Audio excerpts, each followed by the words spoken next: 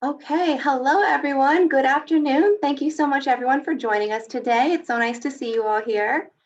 My name is Julia Myers and I'll be your host this afternoon. I'm coming to you live from the Brooker Creek Preserve Environmental Education Center. Our education center is run by both Pinellas County government and UF IFAS Extension, which is just an extension of the University of Florida to provide research-based education to the public like we're doing today. Our Environmental Education Center does remain closed currently. However, the preserve is open. So I encourage everyone who can to visit us and enjoy a little bit of wild Florida and this amazing weather that we are having this week, and hopefully look for some birds as well. Our presenter today is Mr. Brian Magnier. He is an environmental educator and a wildlife photographer and a volunteer here at Brooker Creek Preserve. So we're very lucky to have him today. And we'll get started in just a minute. Quickly, I'll go over a little bit of housekeeping. So please feel free to use the Q&A box at the bottom of your screen there. If you have a question at any point throughout the program, you can put it in there. We'll be monitoring that and keeping track and make sure we get all the questions to Brian at the end of the program. We are also live streaming on Facebook right now. So same thing to the Facebook world. If you do have a question, you can utilize that comments box and I'll be checking that and making sure we get those questions in as well. Someone said they have an echo. I don't have any suggestions, but I will look into that for you in just a second. Also quickly, I want to give a big thank you to our friends group, the Friends of Brooker Creek Preserve. They have sponsored our program today, and if you're interested in learning more about the Friends or supporting their efforts, their website is thefriendsofbrookercreekpreserve.org. So without further ado, we'll get started and I will turn it over to Brian. Thank you so much for joining us today, Brian. Thank you guys for having me. This should be fun. We'll go through all of the birds that you guys might be able to see in Florida. So quickly, a little bit about me. My name is Brian Magnier. I studied ecology and evolutionary biology at Cornell University. And then I lived in Florida for a couple of years and volunteered with Julia and James here at the Brooker Creek Preserve. I'm currently in Oregon, which is a lot chillier and windier than you guys are having in Florida right now. But reliving all of the good Florida bird times vicariously through this presentation and these pictures. So it'll be fun for me to go through it too. So without further ado, let's go through here.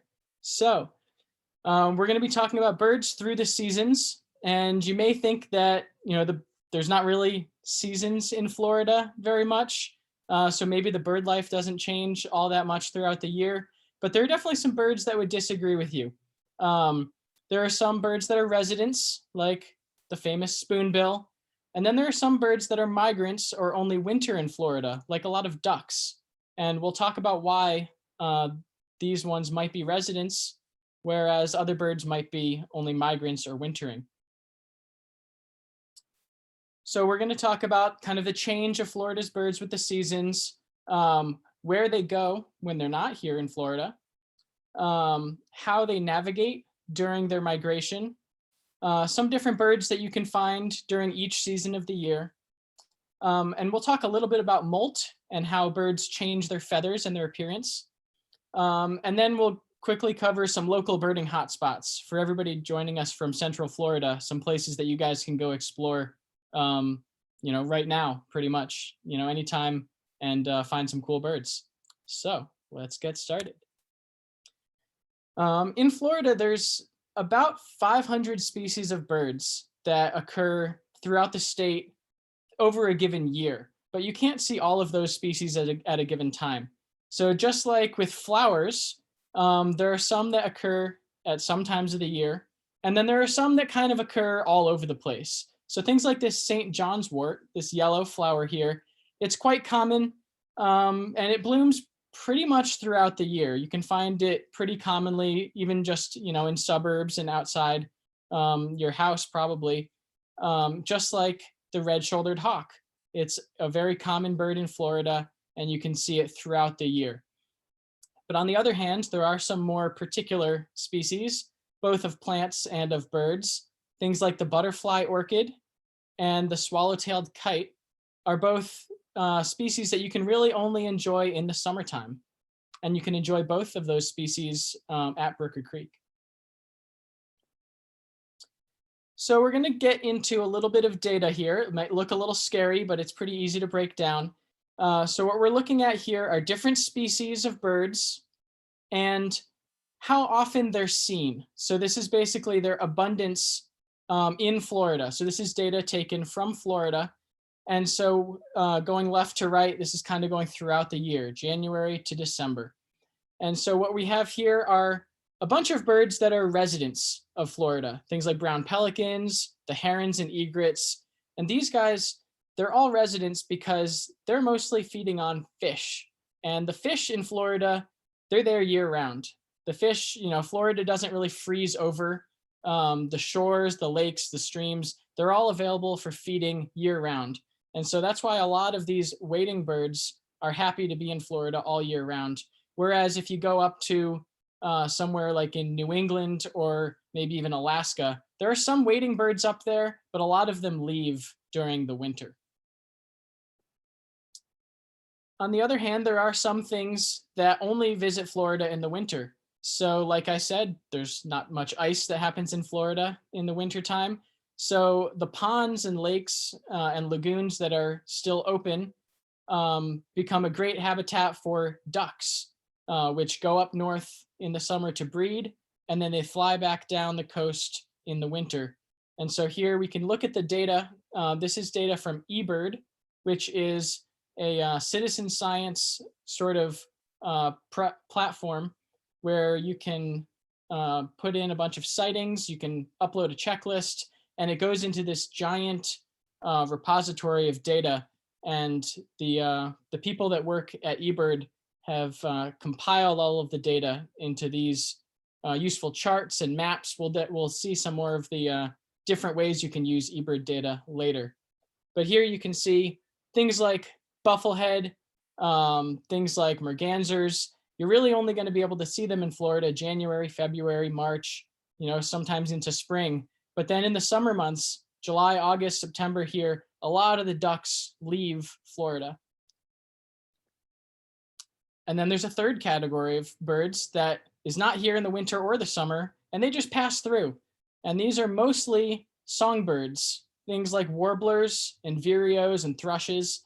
And these guys, you can see just with the abundance data, nobody sees or reports these birds in Florida in the winter because they're all down in Central America.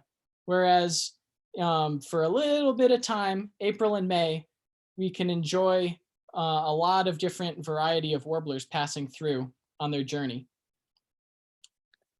So all of this data, though, it tells us when they're in Florida and when they're not really there, but we don't really know where they all go just from this data. So how do we figure out where all of these birds are going when they're not here? Well, one way is you can look at that data that we were just looking at, but instead of just looking at it for Florida, you can look at it for everywhere. And so one of the great things that the people at eBird have done is put together the abundance or occurrence data for a bunch of different species into these cool flame charts or occurrence graphs. And basically what's happening is you're seeing the abundance of here a tree swallow over time, and you're kind of seeing where they go during migration. Here we're into summertime. The date is up at the top, so we're into June and July. And so now the birds are kind of up north, enjoying all of the bugs that they're eating. And then once it's late August and September, you can see the whole mass of them starts to flow back down. And then we get them back in Florida once it's fall and winter. Similar sort of chart here. Look at the palm warbler. This is a species that's probably one of the most abundant birds in Florida during the winter, but poof, look at that. Once it's June, they're all gone. There's none in Florida. It'd be very rare to see a lingering palm warbler until you get back here to August and September when they all kind of shoot back down the coast. And it is white hot in Florida. So you can see there are a huge density of palm warblers hanging out here. And so this is the same loop again. And they're all breeding up there in Canada, which is not included on this map. A similar story with the scarlet tanager, things that winter down in the tropics and then head up north. But here, they barely enter Florida. Just a few individuals probably fly through Florida. Most of them cross directly over the Gulf of Mexico, shoot up the Mississippi River or the Appalachians, and up into northeast Canada. And then you can see there's a little bit of orange that happens in Florida. I'll pause it when it happens. Here we go. So we're in April 19th. So if you go out in mid-April looking for birds, there's a slight chance you can see scarlet tanagers. But that's one of your only chances to see this beautiful red bird in Florida. One last one, just because I like these flame charts. I think they're pretty cool. The Savannah sparrow. This is a pretty classic sort of migrant. Starts in the south, moves up through migration through the central US into the north. And then they kind of like to hug the west coast, a lot of them. But then here you go in winter, there's tons of them back in Florida to enjoy. Here's pretty, a more common range map that you might see, in something like a field guide, where we've got the breeding season or summer shown in orange, the migration routes kind of in yellow here, and then the winter birds are in blue. And so here you've got a yellow rumped warbler. This is a common migrant throughout the country, but we only get it in Florida in the wintertime. And you may be noticing that in Florida, if you see a yellow rumped warbler, it usually looks like this little guy down here, this kind of drab, brown and streaky individual. And we don't often get to see these nice, handsomely marked adults here. And we'll talk a little bit about why that is later. But these are both the same species, just at different times of the year. Another range map, just to kind of show how some birds are different. This black-bellied whistling duck kind of doesn't do what the rest of the ducks do. A lot of the ducks, as we saw before, they like to go up way up north, and then they winter in Florida. The black-bellied whistling duck is a tropical species, and so it's here in Florida all year round.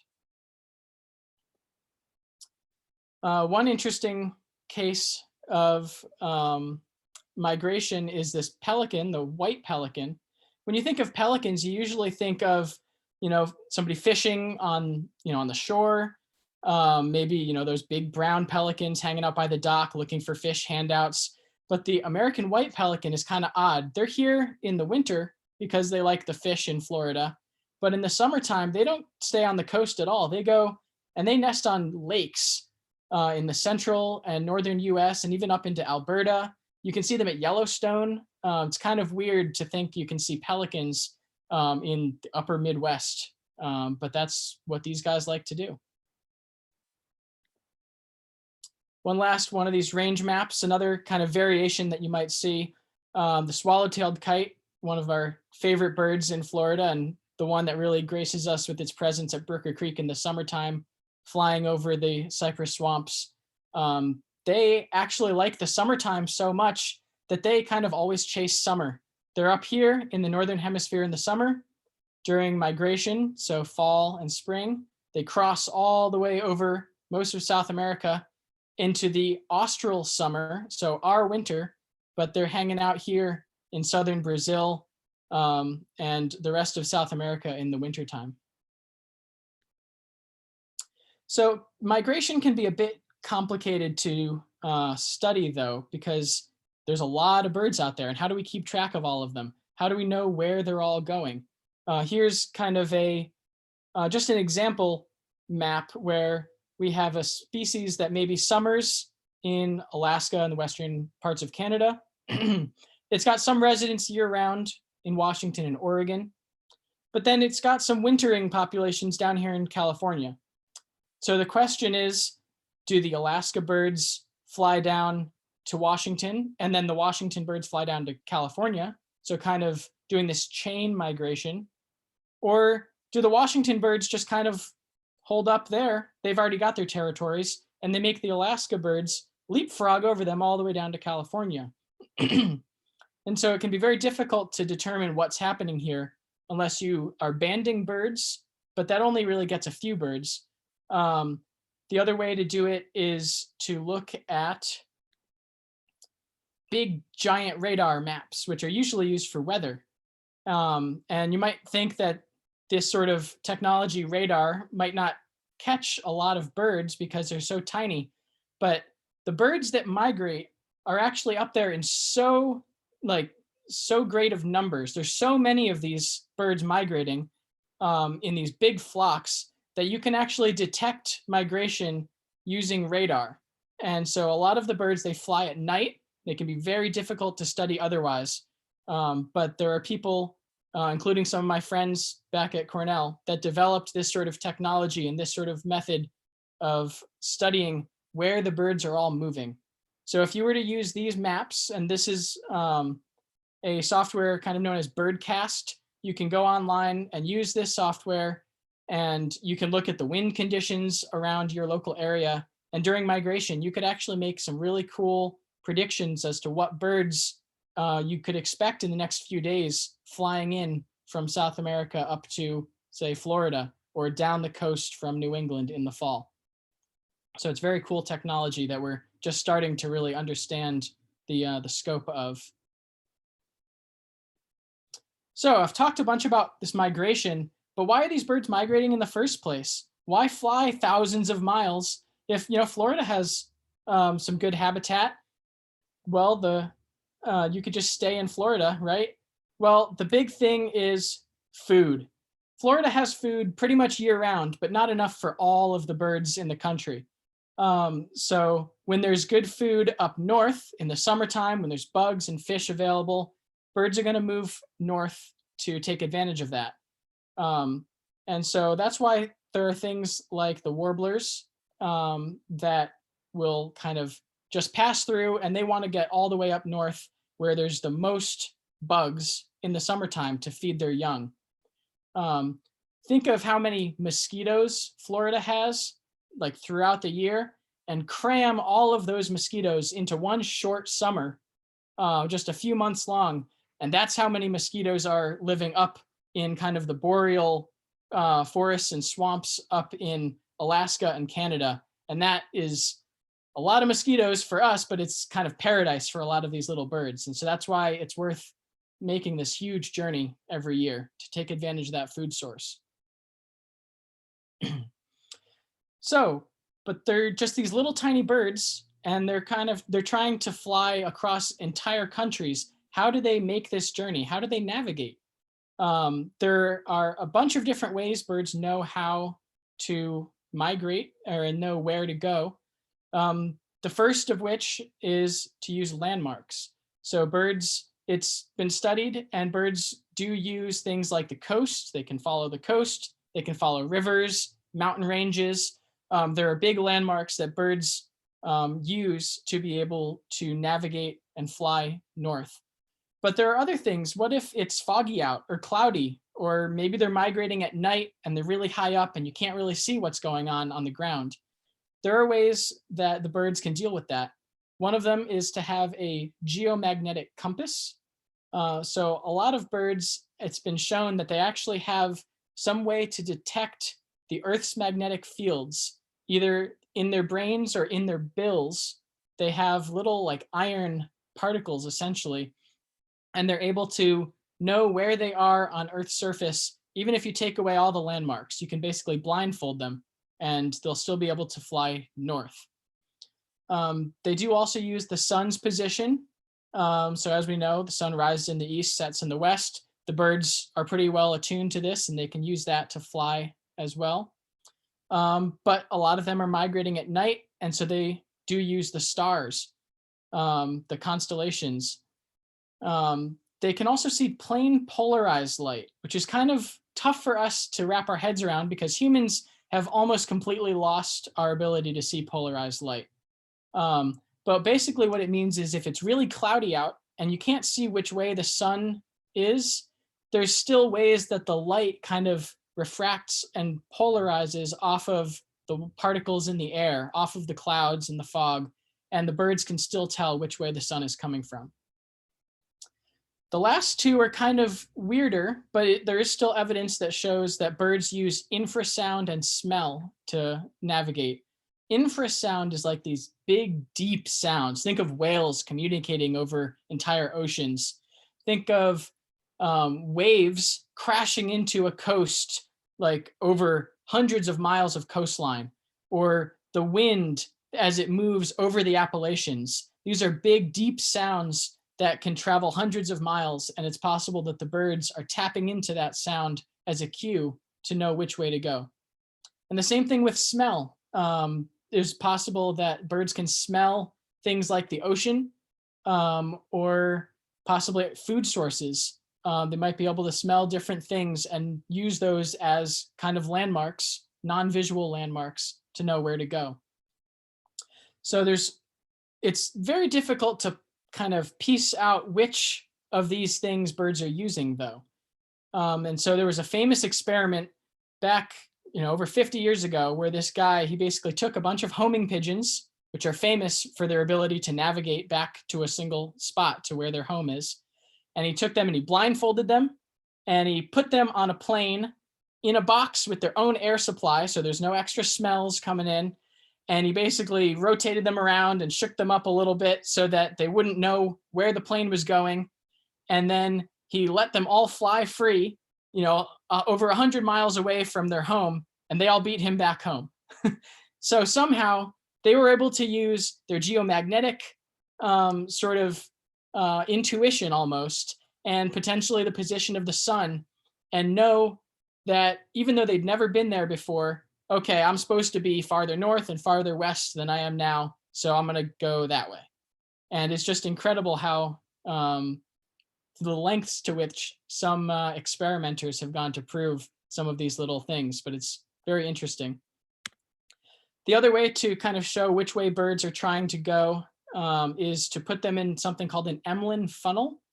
And this is basically where you take birds that want to migrate and you put them in this little funnel, this little paper cone with a little ink pad to stand on.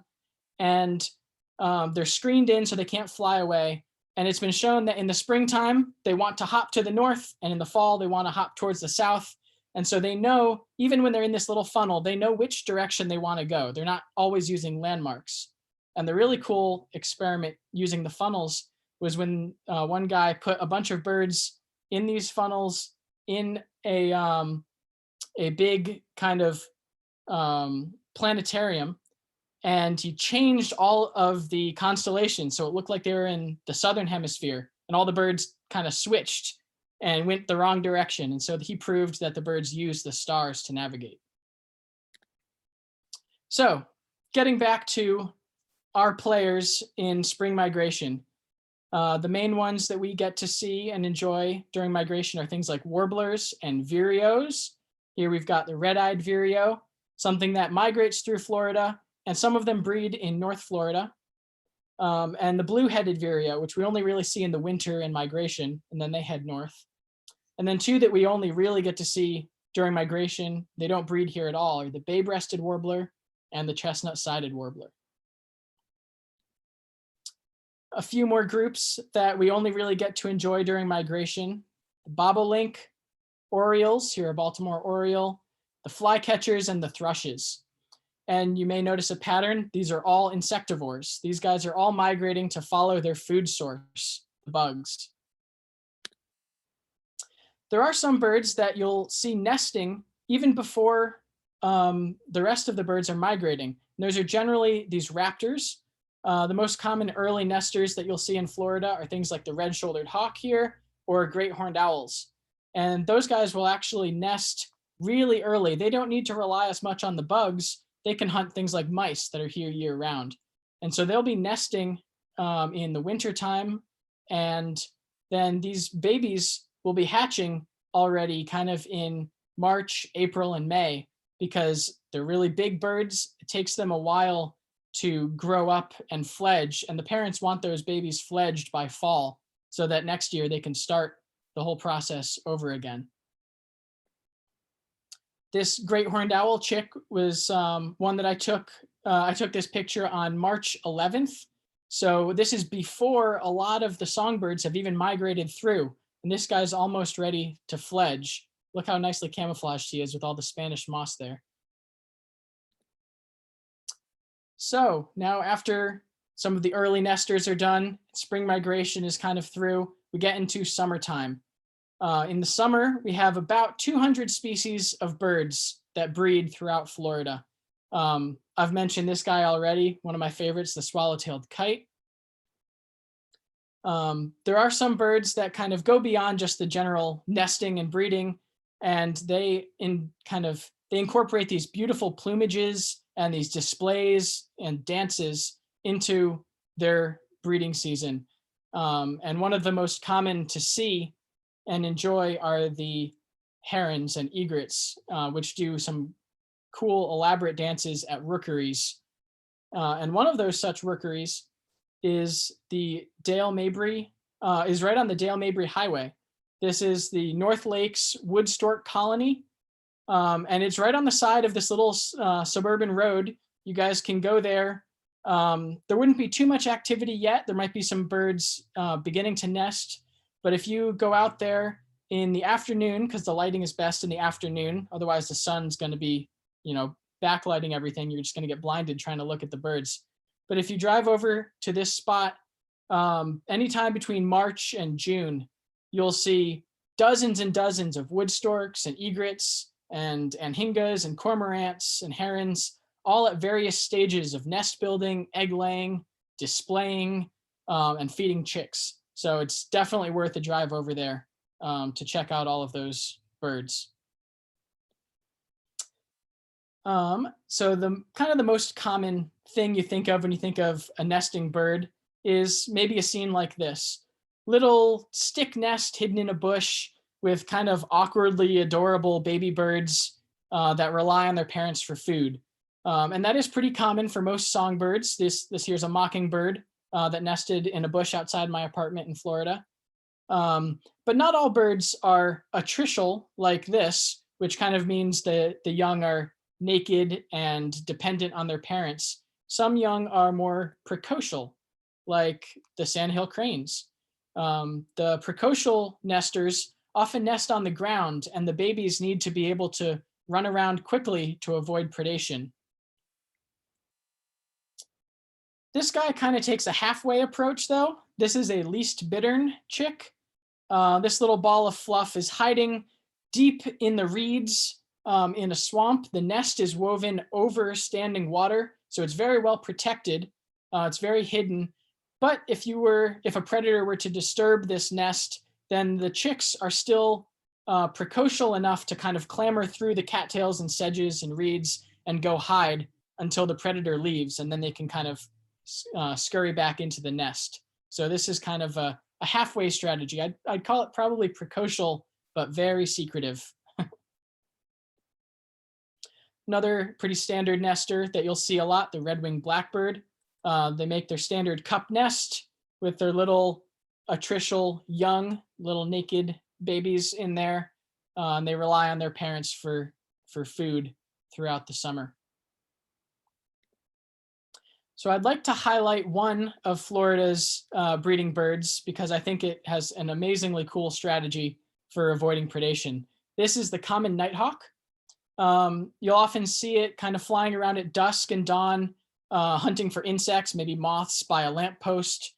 And it nests, it just lays its egg right on the open floor. It doesn't make a nest.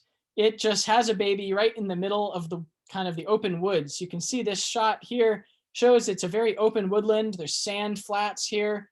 How does this little ball of fluff avoid getting eaten by something like a fox or coyote or maybe a hawk? Well, the first way it manages to avoid predation is camouflage. These guys are very well camouflaged with the kind of sandy debris sort of bottom here, and all of the lichen, the moss.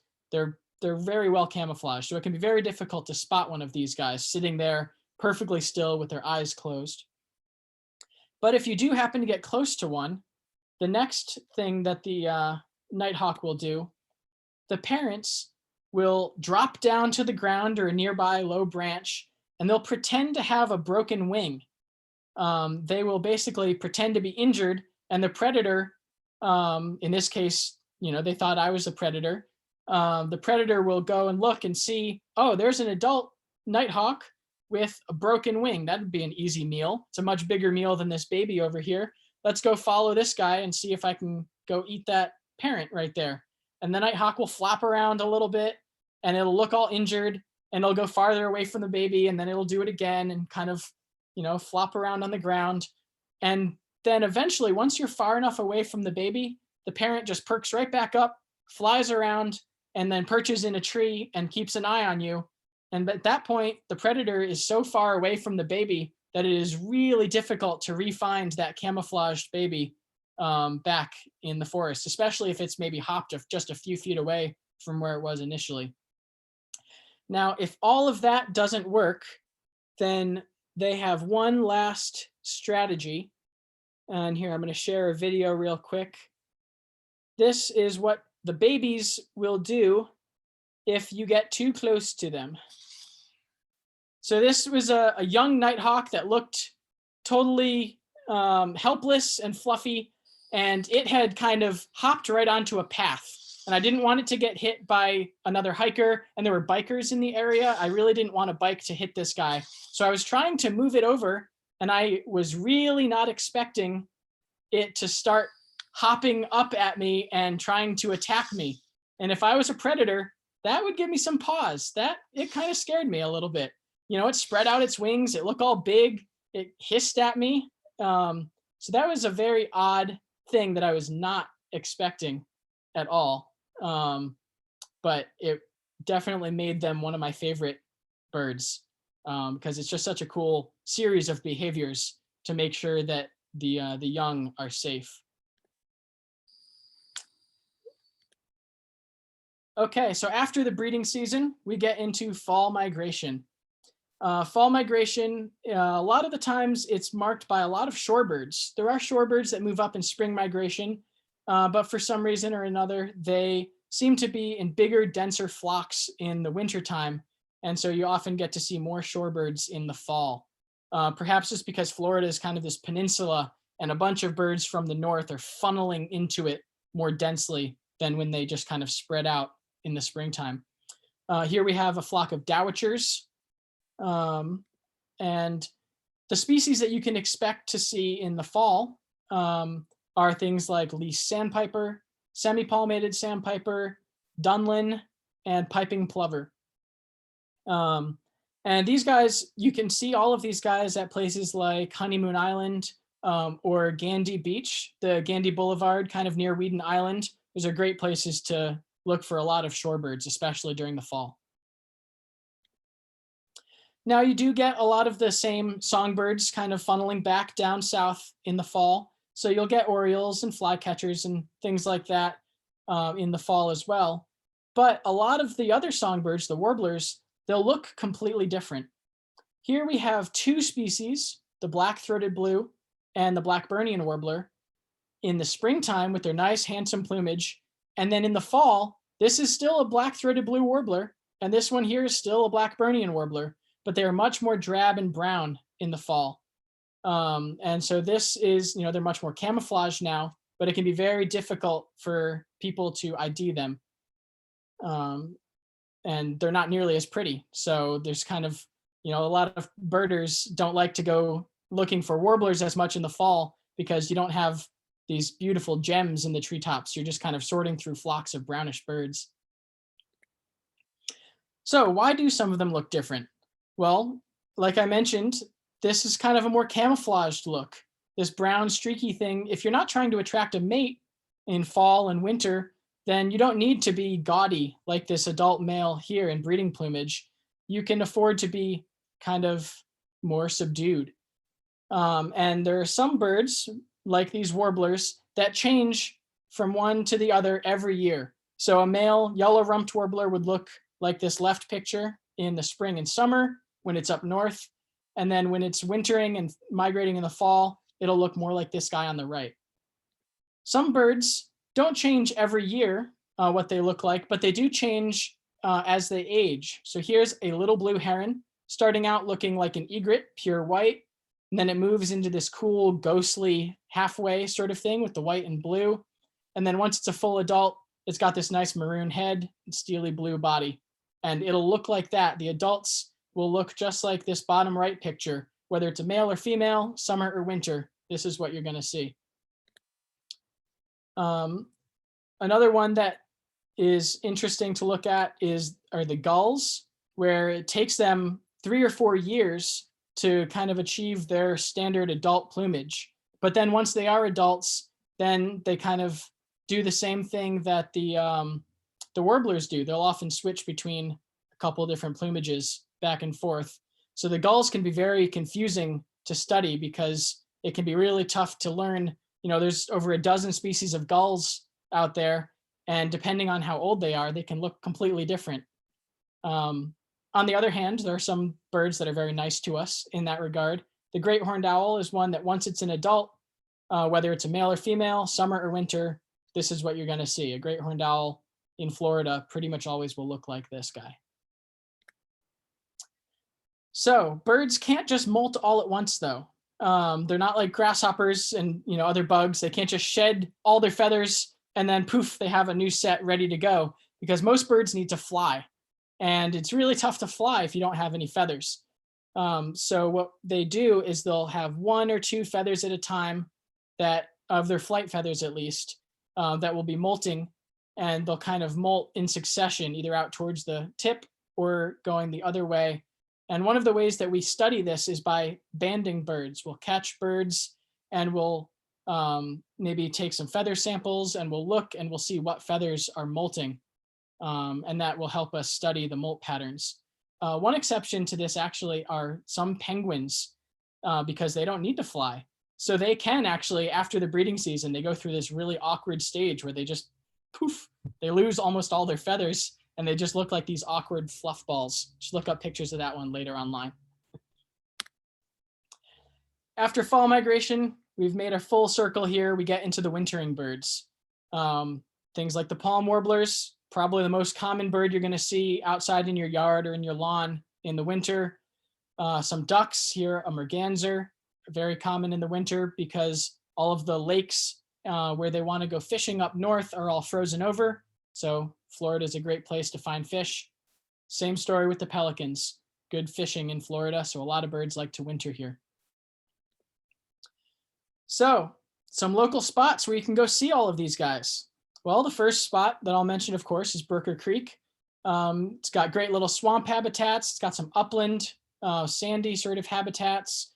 And so Brooker Creek is a great place in the summertime to see swallow-tailed kites and a number of breeding birds.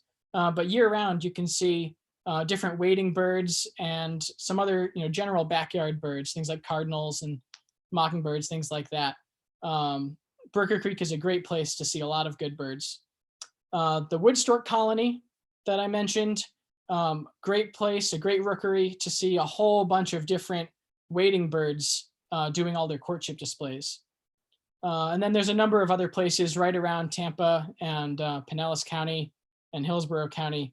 A few I'll mention: Lettuce Lake, great for freshwater birds and woodland birds there. Golden Aster Scrub, tiny little park down here near Gibsonton that is the only place in this map view where you have a chance of seeing the Florida scrub jay. There's one family of Florida scrub jays down there. They're very cool. Weeden Island, another great place for some shorebirds, mangrove type birds, things like spoonbills and wood storks. And then of course, Honeymoon Island State Park with plenty of shorebirds and migrating birds in springtime. So with all of those spots covered, let's recap what we've done. So throughout the year, there's about 500 species of birds. It's about half of what North America has. But you can't see them all in one place or within 1 month because some of them, are down in South America when some others of them are on their way all the way up to somewhere in like New England. Many birds escape the cold of the northern states and Canada by visiting in the winter, but some kind of do just the opposite. They spend the summer here and then head even farther south to Central and South America in our winter. There's multiple reasons why things migrate, the big one being food. And there are many different mechanisms that allow them to migrate, to navigate accurately. And birds must molt their feathers regularly. The feathers undergo a lot of wear and tear.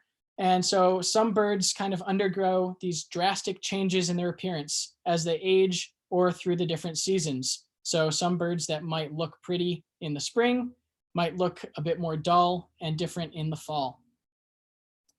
And with that, I'm definitely happy to take any questions from you guys. So let me know what we have. Okay, thank you, Brian. That was awesome. We did have some nice comments about what a wonderful presentation it was and what great photos. And I don't think you mentioned, but those are all your photos. So Yeah.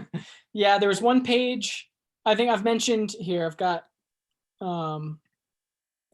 there. So the occurrence maps and bar charts, they're from eBird. The range maps also from Cornell. There's one wing molt image that was not mine, though I have done some bird banding. That one was not my picture. But otherwise, yeah, I took pretty much all the pictures that you saw. And almost pretty much all of them were taken in Florida, I think. and which one were those cool flame maps of migration? That was one of the questions. Was that eBird? Yes, those are on eBird. And they've only got, let's see. Yeah, eBird has them. And actually, Okay.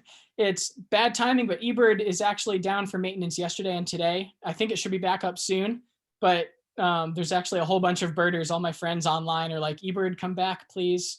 So you might not be able to find it on eBird today, but look this weekend or something and you'll find them. Okay, so ebird.org, not today, but in the future you can find those Yeah. maps to reference. And you can Google it, and you might be able to find them if you Google for pictures of them or whatnot. You'll be able to track them down as occurrence maps.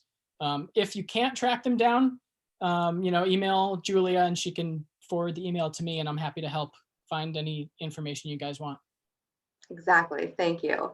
Lots of people were asking about that rookery on North Dale Mabry, and that was the North Lakes wood stork colony, right? Yeah, it's on Google Maps as the North Lakes wood stork colony and nesting area. Okay, so they can put that right into Google Maps. It's right off of, I think it's called Foxfire Drive. It's very close to the Dale Mabry. There's a high school that it's kind of close to. The pin that I put here is right on it, though. I mean, there's a lot of roads there. So that's also one where I can find the exact address if you want. But if you Google it or look on a map, it's labeled on Google Maps as this North Lakes wood stork colony. Perfect. It's a great place to go. There's two rookeries that I really, really like in this area. This one has probably the most variety, and it's really close to the road. There's a little bit of a water gap, so you can't just go in and mess with the birds. But this one, it's incredible how many different behaviors you can see. And then there's another rookery down in Brandon, basically right across from where my old apartment was. And that rookery down there is in the Harley motorcycle parking lot. Basically, there's a Harley dealership down there, and you can go in there and just walk from the parking lot down like across the power line cut, and there's another rookery there with a little dock, and you can look at great blue herons and wood storks and all their behaviors. So highly recommend that throughout spring and summer, really. Wonderful. Yeah. And someone did say that they noticed some green parrots going through their neighborhood. Can you talk a little bit about them being in our area? Yeah, so there are a number of birds, especially in Florida, that are introduced or released either intentionally or by accident. Parrots are one that are not native to Florida. Back in the old days, back before a lot of human influence, there were Carolina parakeets. So there were parrots here natively, but we kind of made those guys go extinct. So any parrots that you guys see nowadays are all released or escapees. There are some places where there's established populations of them, especially around Miami, and then up the coast, there's some established populations of parrots. The Nande parakeets are kind of the common one you'll see around Weeden Island. So there are parrots around. but none of the parrots in Florida currently are native. They're very pretty, but they're not really supposed to be there. Thank you. Yeah. Can you explain how and if the ever heavily developing Florida housing has affected migration? Yeah, so it definitely has taken away a lot of habitat for birds, both residents and migrants, which has meant that, the remaining green spaces are that much more important. It's tough to say, how many of the birds are just unable to migrate and how many don't make it because of, urban sprawl and everything, and how many are kind of forced into these really small areas more densely. So somewhere like Honeymoon Island or Brooker Creek, these are both places kind of near the coast that are still wild enough that a lot of birds go through them during migration, pretty high densities of them. But yeah, it's definitely true that when you have a lot of, human influence, a lot of houses built up and things like that, gets a lot tougher for the birds to move through, to find food, things like that. Thank Yeah. you. Are robins regular visitors here? Someone said they did not see any last spring. Yeah, robins are interesting. There's always the thought the robin kind of signals the start of spring. Robins are a little weird with their range maps. They move around a lot. And even up in, colder places up in New England, there's some robins that'll stick around all winter. And so robin doesn't really signal spring in that way. Here, if we look at the range map, so robins, theoretically, the robins are way up north in Canada in the summer. They're only kind of down in Florida in the winter, and the rest of the US, they're there all year. But they are quite nomadic. And so they're not going to just sit in one place all year round. A lot of times you'll see a flock of them going by one day, and then you won't see them at all again for weeks. So they are probably only in Florida in the wintertime, mostly. But even then, yeah, they're not super regular. And when they do come through, that is one that we see regularly here at Brooker Creek Preserve. Mm-hmm. Someone asked, are there any particular cameras that you recommend? There are lots I of know cameras. you've done a photography class for us as well. Yeah. So the camera gear sort of stuff, there's two main questions. One is, what do you want to accomplish? If you want to go for birds, then, there's certain lenses and cameras that you need to consider. Then the big question is how much money you want to spend on the gear, because it does get very expensive very quickly. Ideally, I would say for anybody who has a budget, maybe up to $1,000, I would get some sort of DSLR, a digital single lens reflex camera body that takes different lenses. That way you can upgrade over time without tossing the whole camera. And maybe a 100 to 300 millimeter lens. That would be the starting point, I would say, because you can do point and shoots and things like that, but it'll be very difficult to get bird pictures unless you get really good at digi-binning or digi-scoping, taking pictures through binoculars or through a scope, which I do all the time with my phone. I take, a lot of times I'm out without my camera, just hold the binoculars up, hold the phone right up to them, and you can get some identifiable shots that way, but not anything really high quality. So yeah, I would say it really depends on what sort of money you're looking to spend on the camera gear, but longer lenses are very important for birding. Thank you.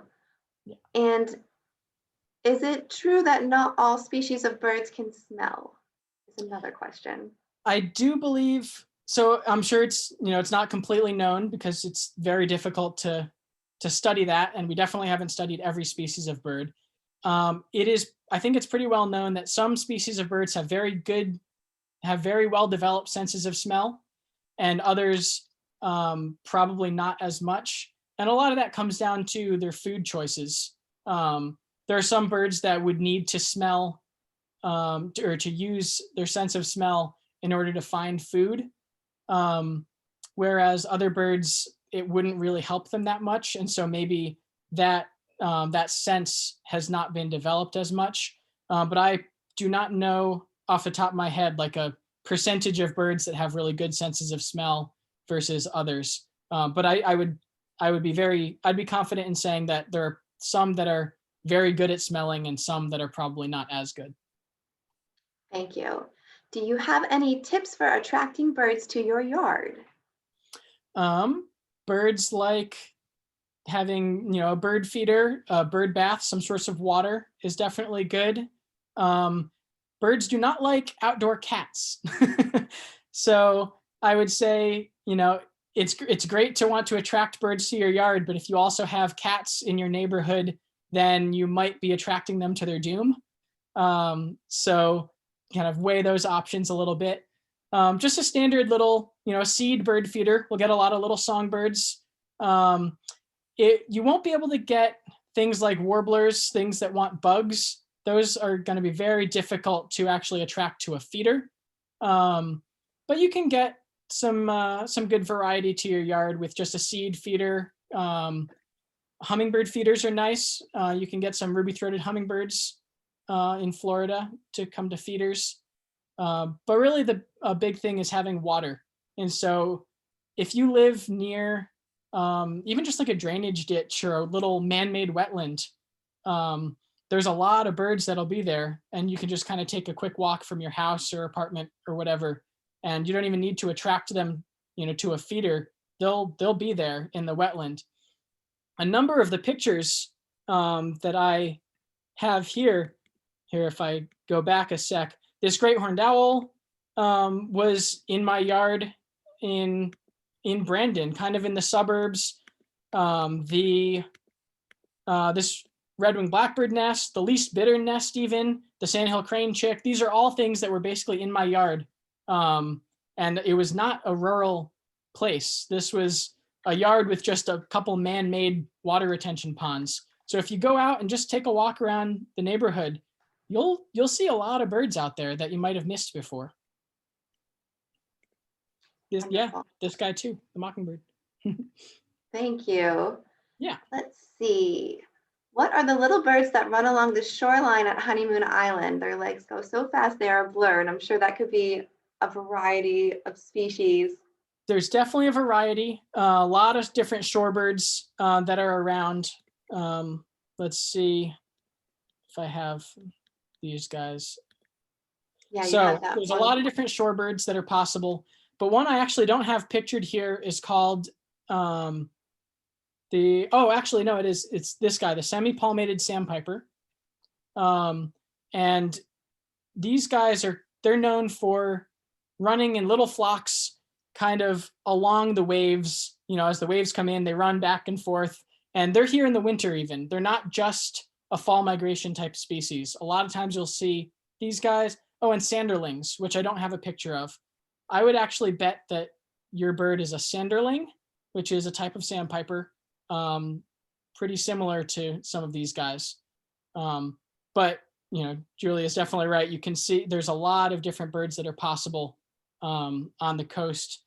But yeah, if they're a little bird running along the waves, definitely a sandpiper or a plover. That's a good start. And then, pick up a field guide or get some pictures of them, and should be able to nail down an ID on them. Perfect. Thank you. And I'm just checking. I'm not seeing any new questions. If anyone has any more for Brian, feel free to put them in now. Otherwise, we will wrap it up. Let's see. Someone did ask where you were located and if you needed help, and I let them know. Sadly, you've recently moved to Oregon. Sadly for us, not for you. Yeah. Yep. It's a little bit chillier here. It's nice today. Today's, 50 degrees and windy, but we did have a few inches of snow last week already. So all of you guys in Florida are not having that, I don't think. We've gotten lots of wonderful feedback and lots of people saying thank you for a great presentation. And James did just put into the chat box some backyard habitat for bird links that we use here at Booker Creek Preserve. So feel free to check those out. And I think that is it for now. So thank you so much, Brian, for joining us today. It was so nice to have you. And thank you everyone for attending. We are having Brian back next month on December 16th. If you would like to catch him again, we're going to do 500 million years at Brooker Creek Preserve. So that's going to be a really interesting and exciting program. Yeah, thank you guys for having me. All right, well, thank you everyone, and we will see you soon. Have a great rest of your week. Enjoy this beautiful weather. Bye.